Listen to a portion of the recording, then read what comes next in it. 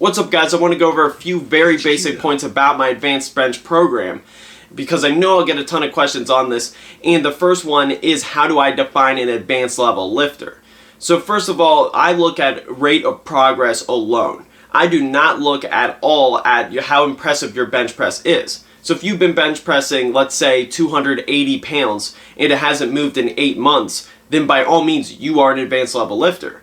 Whereas if you have 315 bench, but you're able to increase it by at least 5 pounds each month on a consistent basis. That's how I look at it. Consistent monthly progress that is measurable by your increments in your gym. Then by my definition, you are not an advanced lifter, at least for the bench press.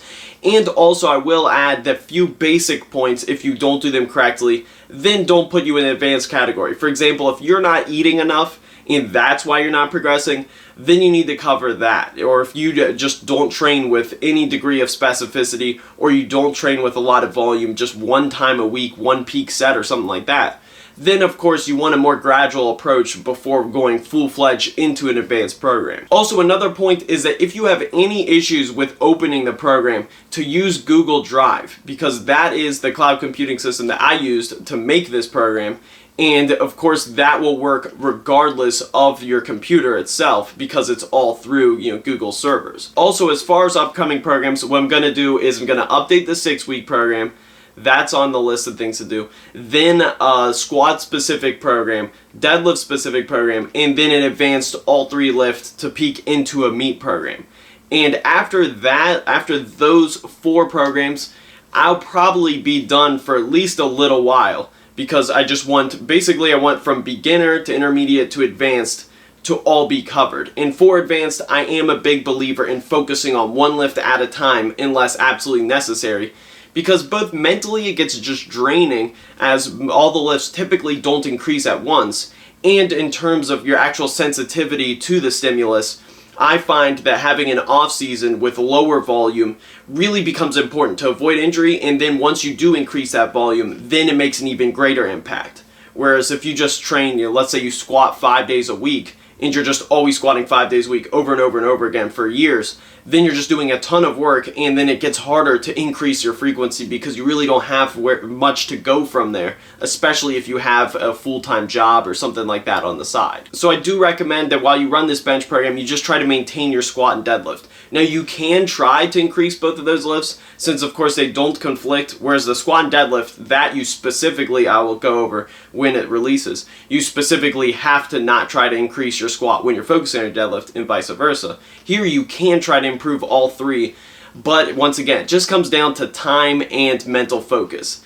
Personally, I like to just focus on the bench, maintain those other 2, hit 1 to 2 times a week with 1 peak set of triple on the competition style lift, and then do a bunch of accessory work like pause squats, front squats, bottom half squats, leg extensions, things like that. That is the approach I personally prefer. So overall, this program, like the others, is entirely free. And for myself, I found that this was the best approach for me to break through a plateau. And as you guys know, I am not the most genetically gifted bench presser. That is definitely my biggest weakness. But it's something that I've really been able to bring up when I did hit that 2 times body weight bench. So the past couple training cycles I've ran with this have really made a huge difference. I mean, literally increased my bench by about 30 pounds when the full year before it was basically a 0 pound increase. So I took my time with this program to make sure it works in theory and in practice. And of course, I wouldn't be releasing it if I didn't think that this is the best bench program out there to break through a long-term plateau. So of course, on the website, there's always the option to donate, which I do strongly encourage if you do find it useful. This way, I prefer this way so that then you can try it. If it doesn't work for you at all, if you don't gain any type of information you can implement into other programs, then that's fine. Just brush it to the side.